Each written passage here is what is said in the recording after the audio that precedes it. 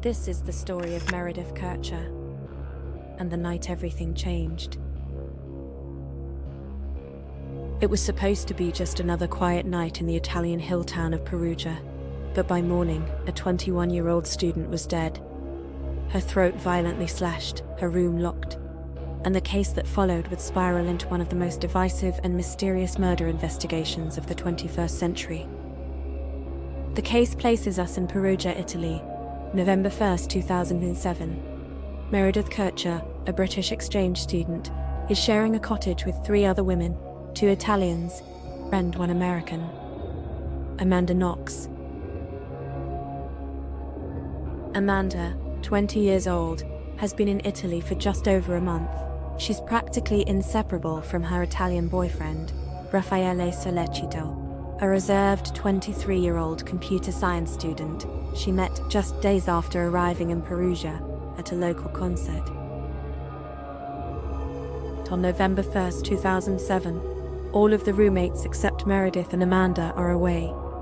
What happens between 8 p.m. and midnight will become one of the most dissected mysteries in modern crime history. 5 p.m. Meredith returns to the cottage after dinner with friends. Amanda is also there but leaves shortly after to spend the night at Raffaele's apartment. According to Amanda and Raffaele, they stayed in for the night, cooked dinner, watched a movie, smoked, slept, but when police later questioned them, inconsistencies emerge. Raffaele tells investigators Amanda left his apartment that night, then changes his story. Amanda, under pressure, changes hers too, more than once. Meanwhile, Meredith stops responding to texts shortly before 9 p.m.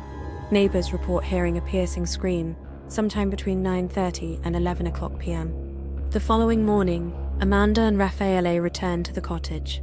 The front door is ajar, blood is in the sink. But no one calls police, not yet. November 2nd, 2007. Police are called after Amanda reports a possible break-in. Inside, one bedroom door is locked, Meredith's. When officers break it down, they find her body, partially clothed, hidden beneath a duvet. Her throat has been slashed. There are signs of a struggle. Amanda collapses, but her behavior draws suspicion, kissing Raffaele outside the house, doing cartwheels at the police station, laughing during interviews. Is she just coping or hiding something? The media latches on. Nicknames follow. Foxy Noxy. A narrative forms of jealousy, sexual games, betrayal, with no sign of forced entry, and Amanda's odd behavior dominating headlines. Suspicion intensifies. Police seize Raffaele's kitchen blade, claiming it holds Amanda's DNA on the handle and Meredith's on the blade. They find a partial bloody footprint.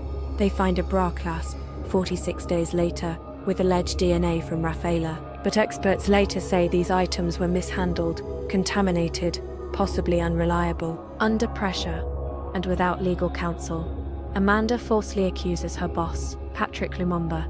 He's arrested, later cleared completely. Amanda retracts, but the damage is done. Prosecutors piece together a theory, a twisted sex game gone wrong. They claim Amanda, Raffaele, and a third unknown man confronted Meredith, and things turned violent. But there's one problem. Almost none of the forensic evidence in Meredith's room matches Amanda or Raffaele.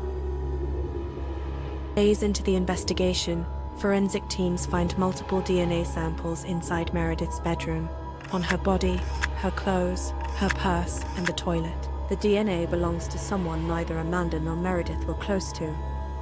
Now enters Rudy Guede, a 20-year-old Ivorian man known to police for petty crimes.